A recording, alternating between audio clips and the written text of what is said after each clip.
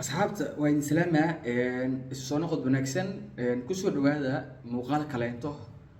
oo aan uga hadlayo xaaladda Soomaaliya iyo Mareykanka. Waxaad ogtihiin asxaabey in madaxweynaha Mareykanka Donald J Trump oo soo celiyay in uu runtii Soomaalida la daba kaco cay iyo aflagaado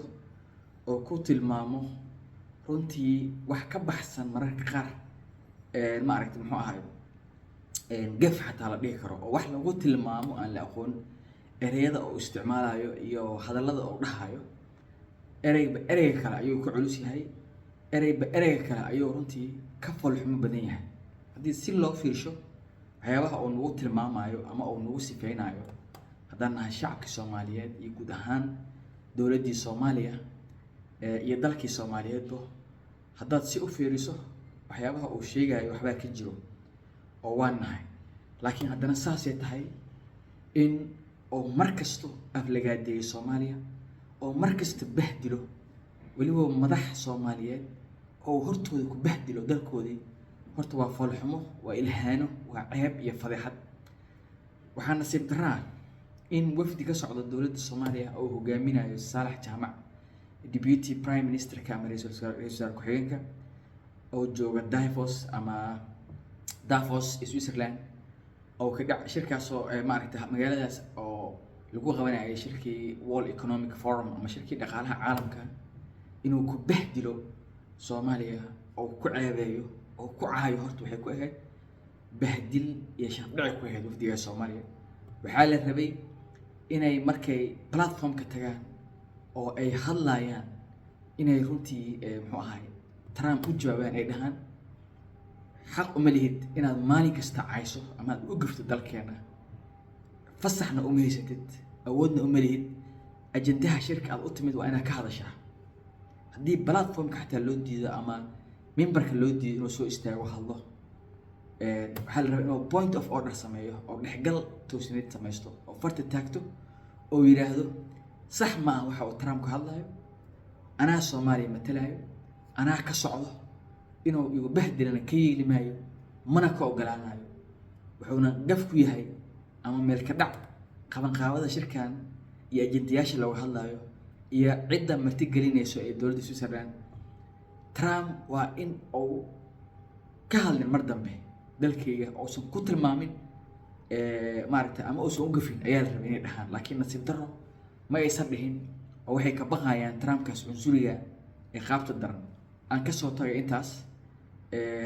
muhiimadeedu ma ahan caaydiisa ma ahan muhiimadeedu maanta muhiimadeedu waxa waaye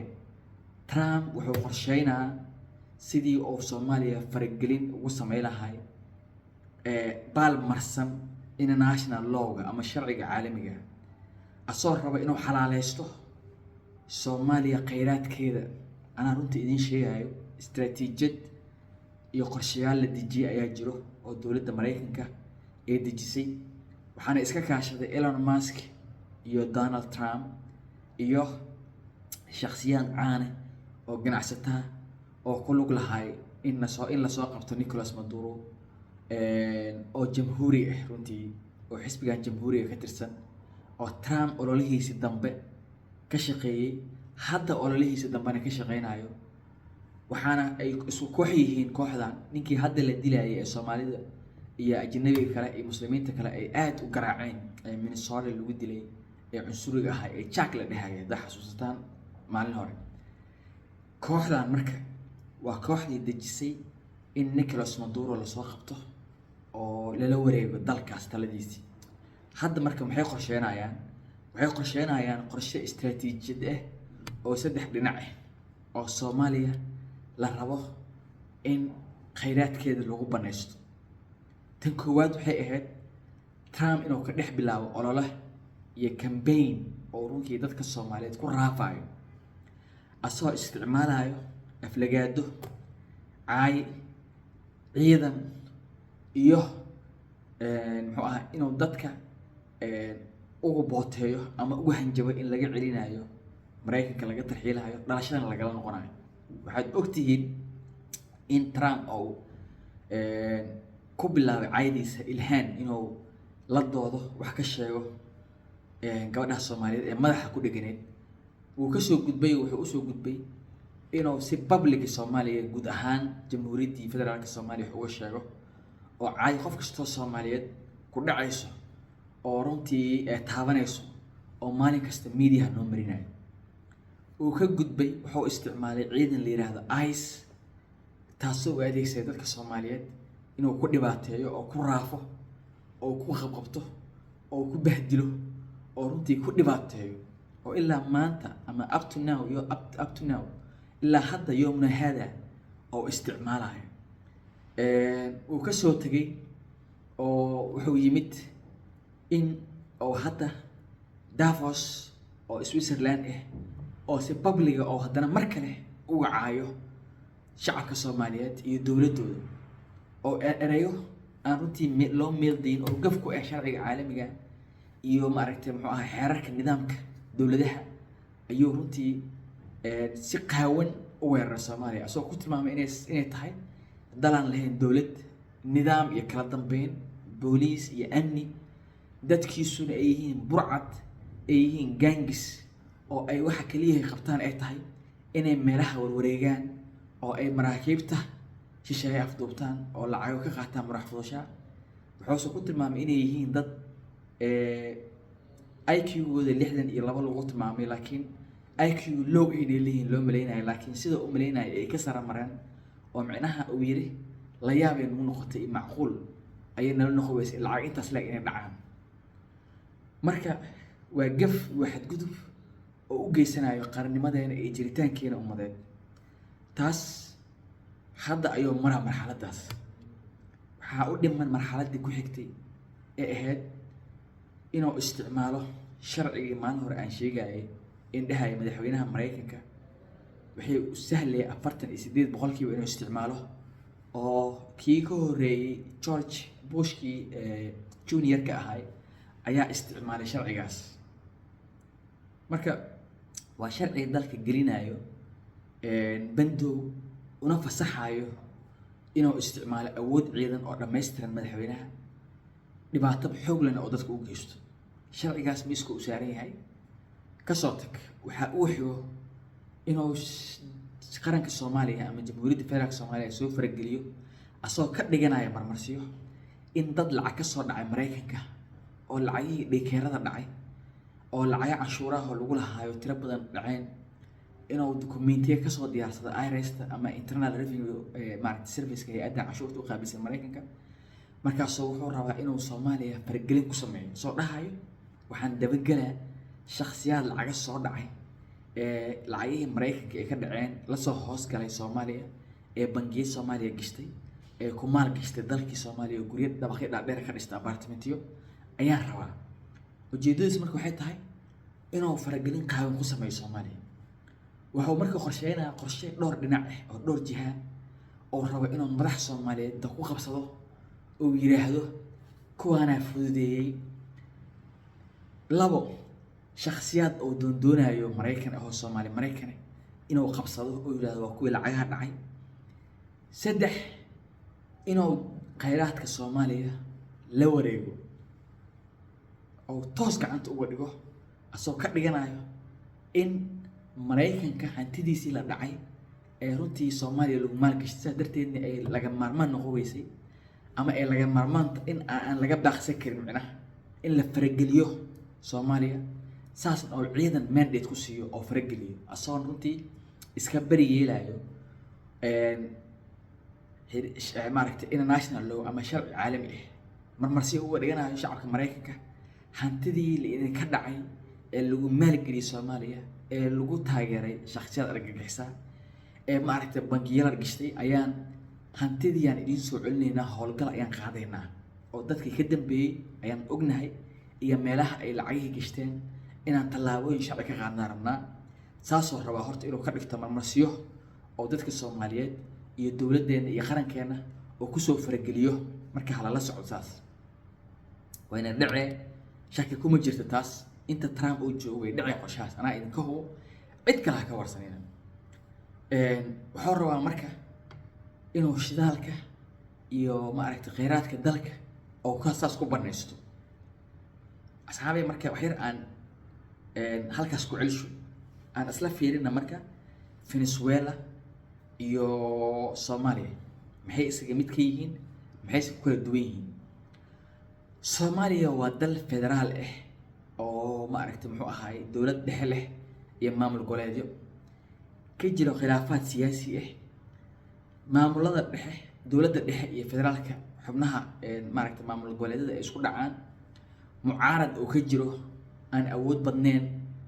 laakiin maaragtay hubeysan dood badan kooxo argagixis ay ka jiraan amni darro ay ka jirto dhibaatooyin macluul iyo bini'aadanimo ay ka jirto shaqo la'aan iyo sicir barar iyo maaragtay muxuu ahaay maciishadu qaali ay ka jirto institutionska dawladaha wali ay yihiin fragile Venezuela waa dal federaal jamhuuri ah dawlad dhexe xoog badan leh awoodda inta badan xooggeeda madaxweynaha uu haysto mucaaradka aysan awood badan lahayn oo la caburiyo ama la xiro doorashada muran oo ka dhasho is qabqabsi waxay sadamarin badan ay ka dhacdo gangis iyo maaragtay ka ganacsiga daroogooyinka ay ku xoog badan yihiin qani ku ah shidaalka iyo saliidda Soomaaliya waa dal qani ku ah kheyraad badan oo Ilaahay ku manaystay oo shidaal iyo saliid iyo macdan kale saameyn ku leh Soomaaliya waxay saameyn ku leedahay gobolka Geeska Afrika strategic location ku taal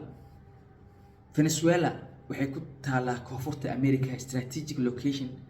ama waxay u tahay muhiim adduunka shidaalka iyo saliideeda waxay ku tiirsan tahay saliidda wadankaas ayuu ku tiirsan yahay Soomaaliya waxay ku tiirsan tahay xoolaha ay dhoofiso iyo gargaarka ay hesho ayay ku tiirsan tahay iyo xawaaladaha dadkeeda qurbaha jira ay soo diraan oo ay u soo diraan marka istiraatiijiyadan marka la dejinayo waxay ogaadeen in Soomaaliya iyo Mareykanka Soomaaliya iyo Venezuela ay isaga mid ka yihiin waxyaabo badan oo Soomaaliya lagu farageli karo oo Mareykanka dan ugu jirto oo kheyraad Ilaahay siiyay Soomaaliya oo ay runtii maaragtay muxuu ahaay ku faa'iidi karto ayaa la arkay oo Venezuela oo kala marka waxaa la yiri sida Venezuela aan u qabsanay oo taladeeda u wareegnay oo kheyraadkeedii u guranayno Soomaaliya oo leh anti-habit resource kheyraad aan la soo saarin waa Chinese mar la arag ah iyo sanad dhaafin fursadan strategic location ku taalana aan u faa'iideysano oo amniga gobolka kala soconay dhaqdhaqaaqa faragelin qaawan aan ku sameeyno kheyraadkeedana aan la wareegno oo u faa'iideyna dadkeena annagoo uga dhiganayna marmarsiyo in ay amnigeena khatar ku tahay inay hanti fara badan oo ay dhacday ay Soomaaliya ku maal gashatay dad Soomaali Mareykanna ay hantidaas dhaceen dibna ay khatar ugu yihiin Mareykanka inay dhibaato u geystaan oo kooxo ay ku soo hobeeyaan marka marmarsiyo dhowr jiha ayaa la qorsheynaa in lagu soo galo oo lagu qabsado kheyraadkaadii lagu boobo waxaa jiro wada hadal u dhexeeya Turkiga iyo Mareykanka in dhawaalaba socday oo ku saabsanaay kheyraadka Soomaaliya iyo sahminta Turkiga oo ka wado Soomaaliya waxaad ogtihiin Mareykanka inuu magaalada Muqdisho iyo gobolada Soomaaliya oo ka calaameystay goobaha ay shidaalka ku jiraan oo isbahaysiga oo ku jiro oo meelo istiraatiijiga oo calaameysto biro kastay calaamado u lahayd inuu Turkiga kala hadlay dhowr jeer in sahminta oo wado laakiin cidda shidaalka Soomaaliya soo saaranayso iyo cidda maamulanaysa inay tahay Mareykanka taasina isku afkarteen Turkiga iyo Mareykanka Turkina aad arki doontaan markii shidaalka la soo saaro inuu Mareykan daaqada ka soo galo oo cidda ay shidaalka Soomaaliya maamulayso oo noqdo Mareykan marka ujeedadiisu waxay tahay intaan bala soo saarin hadda inuu Soomaaliya soo dhex galo ku soo gala awood asoo ka dhiganayo marmarsi waxyaabaha aan soo sheegay ujeedkiisu u dambeeyay ay tahay shidaalka la soo saari doono inuu maamulo oo gacanta ku dhigo maxaa yeelay waxaa la isu sheegay Soomaaliya haddii shidaal hesho kheyraadkeedii la soo baxdo inay barwaaqo gaareen inay isu filaasho ciidan iyo mid amni iyo mid xasilooni diblomaasiyad gaarayso inay khatar ku tahay gobolka iyo caalamka ayaa la isu sheegay. Khatar kuma nihin gobol iyo caalam, laakiin waa siyaasadda la rabo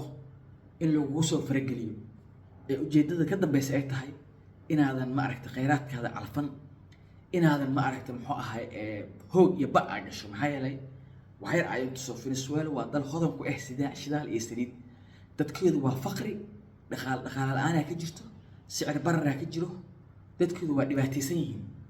Soomaaliyana waa dal qani ah, saliid iyo gaas iyo shidaal iyo macdan ku hodan ah,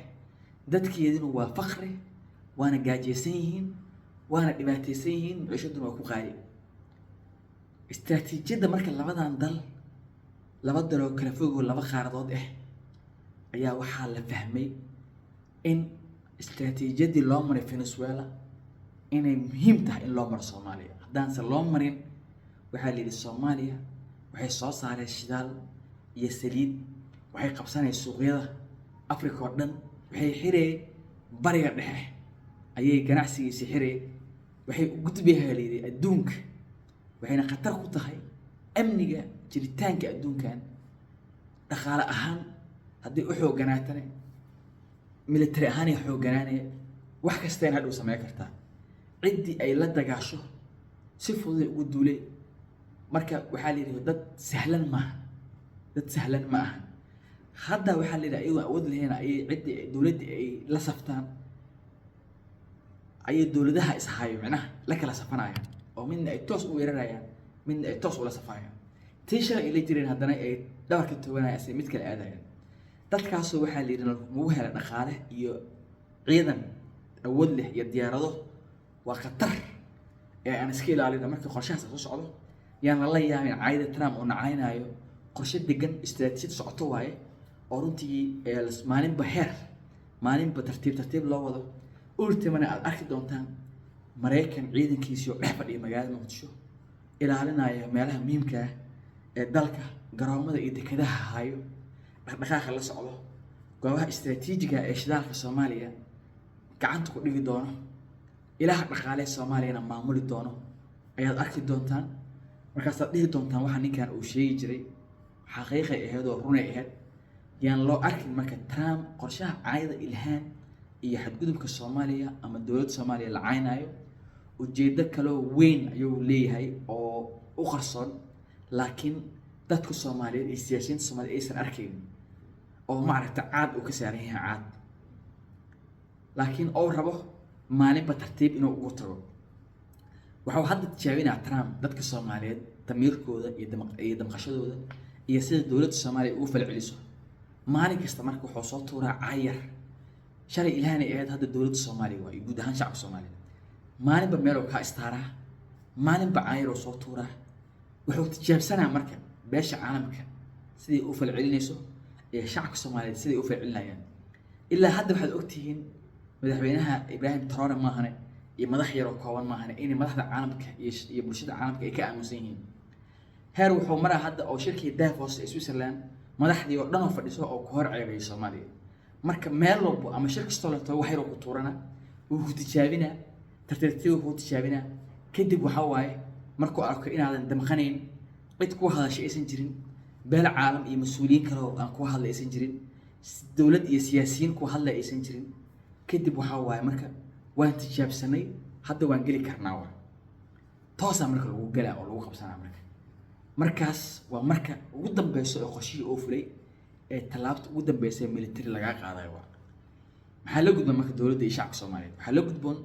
si joogto ah in shacabka Soomaaliyeed u banaan baxaan.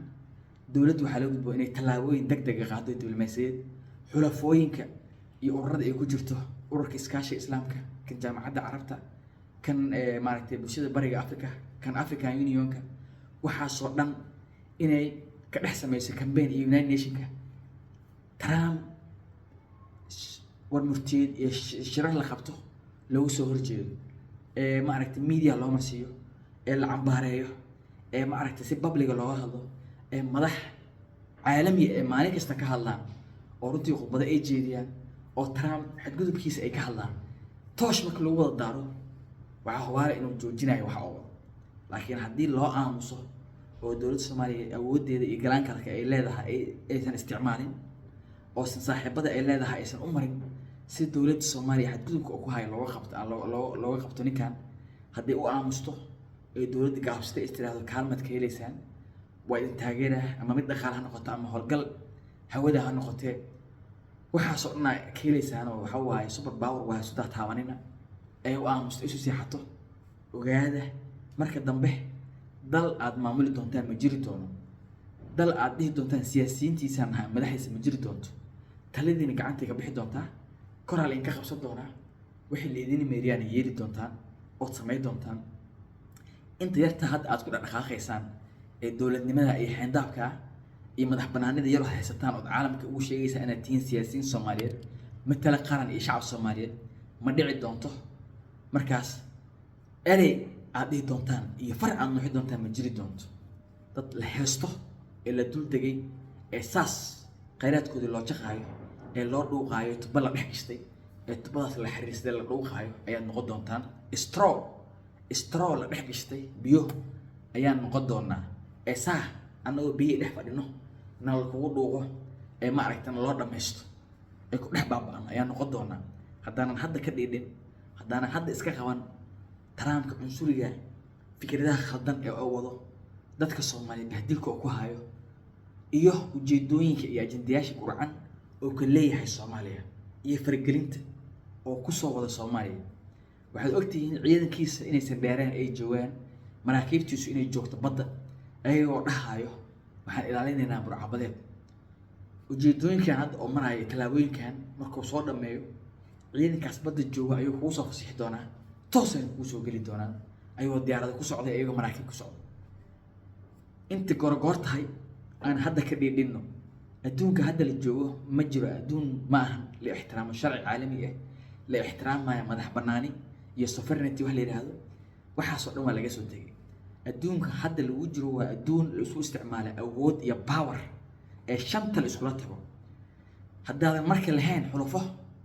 ama aadan buur ku tirsaneen qataraad ku jirtaa dowladda marka waxaan dhihi lahaa u taga Ruushka u taga Shiinaha ka dhigta buur aad ku tirsanaataan ayaga bari difaacay u taga haddii kalamaho anagoo arkeenno ayuu Mareykan saan noo raabsan doonaa markaasuu saan noo laqi doonaa ha u maleynina waxa Venezuela ka dhacay inay Venezuela kaliya ku ekaanayaan ee Soomaaliya usoo gudbayaan labadan dal maxaan usoo qaatay Venezuela iyo Soomaaliya waxaan usoo qaatay Venezuela markii la galaayo qorshaha la dejiyay istaraatiijiyadda waxay ahayd in la isbarbar dhigo Soomaaliya iyo Venezuela la yiri okay waxyaabo badan isla midkiin waxyaabo badan ku duwan yihiin markii diinta iyo dhaqanka laga fiirsho laakiin waxyaabo badan oo isla mid ka jiro haddii noqon lahayd nidaamka dawliga faqriga shaqo la'aanta kheyraadka aan haysano musuqmaasuqa waxisda marinta argagixisada gaangiska ayana iyo maaragtay daroogooyinka waxyaabo badan marka waxaa la yiri okay waa laba dal oo faa'iido noo leh oo aan ka faa'iideysan karno oo aan kheyraadkooda boobi karno kana waa kheyraadkiisa aan taabiso oo Soomaaliya lama soo saaray kana waxaa la yiri waa fursad aan haysano hadda oo noo diyaarsan ee cambuul carab saaran marka aan horumarsana kana aan ku xogsano Soomaaliya okay waxaa la yiri Venezuela waxaan u maraynaa in aan ku eedeeno in kooxda dambiilayaal oo madaxweynuhu la shaqeysto inuu daraawo iibiyo ka ganacsado waxaan u maraynaa hali ajendayaashaas aan dul saarnay ma aragtay muxuu ahay marka hore aan jid ka soo dhignay inaan ku soo rinday ma aragtay muxuu ahay section wax la yiraahdo cunaqabateyn Soomaaliya waxay ogtay naftirkeeda cunaqabateyn kala duwan ku dhacay tan hubka madaxda qaar travel ban la saaray qaar asset freezing lagu sameeyo hantidooda la xanibay waxaas oo dhan waa soo marnay ayagana waa soo mareen marka waxaa la yiri nimankan qaabkaas aan u maraynaa oo madaxweyne inuu gaangis xiriir la leeyahay inuu darooyo iibiyo inuu ka macaashi waxaas ma aragtay inuu Mareykanka dhexdiisa maaragtay khatar ku yahay amnigiisa waxaas oo dhan inuu xulafo Mareykanka cadow sida Shiinaha iyo Ruushka iyo xiriir la leeyahay waxaas jil looga dhigto loo maro Soomaaliya waxaa looga dhiganaa inay argagixiso gabaad u tahay inay burcabadeed tahay inay hanti Mareykanka dhacday oo hantida Soomaaliya ku maal gashatay in maaragtay amniga qaranka Mareykanka ay khatar ku nahay hantida Mareykanka laga dhacana in Soomaaliya lagu haysto Mareykanka waxa uu leeyahay in hantida laga dhacay shacabka Mareykanka oo dabagal ku sameeyo oo baacsado oo soo qabto howlgalkaas marka dadka cagaha dhacay leeyahay Soomaaliya geysteen lagu baacsanayo ayaa lagaga dhiganaa marka base hal meel laga duuro halkaasaa laga duulaa marka ajendaha adiga lagaga duulaa waxay tahay halkaas waay dadka maraykanka waa aqbali doonaan dadka kale international community waa laga dharacinaa nimana loo aabayeelayo waxa waaye sharciga waxaa laga dhigta la jiifiyaan banaan la joojiyaan banaan cid loo aabayeelayo ma jirto taasaa adiga wadda lagaga dhiganaa marka ha la yaabin marka hadda in Trump oo marna burcabadeed kugu tilmaamo marna uu ku yiraahdo waa dambiilayaal marna hantiya dhaceen marna dawlad iyo nidaam ma lahan waa ku tijaabsanaa dawladdaada oo fiirinaa madaxdaasi oo hadlay oo fiirinaa beesha caalamka indhahooda oo ilaalinaa oo iska fiirinaa qaabka maraykanka dhexdiisa oo fiirinaa shacabka u arkaya marka barnaamijyaha socda marka la karkarinaayo ee la rabo in lagu farageliyo tana marka kow ka ilaa waa in la helaa wax ma ogtahay base laga duulo wax lagu faragasho in la helo waay waxaana kamid ah tan lacagaa la dhacay ayaa lagu faragelinaa marka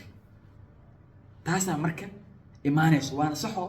dad Soomaaliyeed oo lacaga dhacay way jiraan laakiin sida loo bomboonina ma aha inta lacagta ay lacagta la sheegaa ma aha laakiin intaas lagaga dhiganaa meel laga duulo dadka Mareykanka indhoodana lagu jeedina oo waa kuwana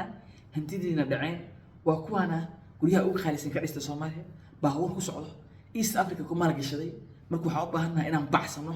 ka daba tagno hantida ay haystaan aan idin soo celino ilaa cashuurtiina waay saas arkaa in dadka maaragtay lagu qanciyo marmarsi marka laga dhigto lagu soo galo marka inta gorgortahay hal la feejignaado hal la taxadiro dawladda Soomaaliya hadda tala la gudboon hadda talada aan siinayo waxay tahay inay hadda abaabul iyo lobby gasho iyo campaign ay u hortagayso fargelinta Trump oo ku soo hayo Soomaaliya haddii san dhicin maaho waxaa huwaal ah oo idin ballan qaada in la arki doono ciidan Mareykan oo dhex taagan Soomaaliya Muqdisho dhahay waxaan baxsanaynaa shakhsiyaad lacag naga soo dhacay weerar geysanayo diyaaradooda dul hayaabaan hawada Soomaaliya maraakiibtoodii soo fadhiisteen liido taagan yihiin na soo galeen meel kasta ay taagan arki doontii ayagoon ku imaanin mandate iyo howlgal nabad ilaalin mid xasilin amar dawladeed heer caalami ah iyo maaragtay mandate United Nations oo yahay inta ku imaan ayaa arki doonta ayagoo dhex taagan Soomaaliya hadda jaanis haysana aan ka dhigin arrintaas oo aan u istaagno san qarankeena dadka ugu baadilay inta ku soo gaweynaa aniga muuqaalkii haddii aad channelkii ku cusubtiin subscribe saar hadaa oo saarteen ku maasantiin inta muuqaalka ku xiga aan soo arki doono waxaan idin rajaynayaa khayr caafimaad wassalaamu calaykum waraxmatullaahi wabarakaatuh bye bye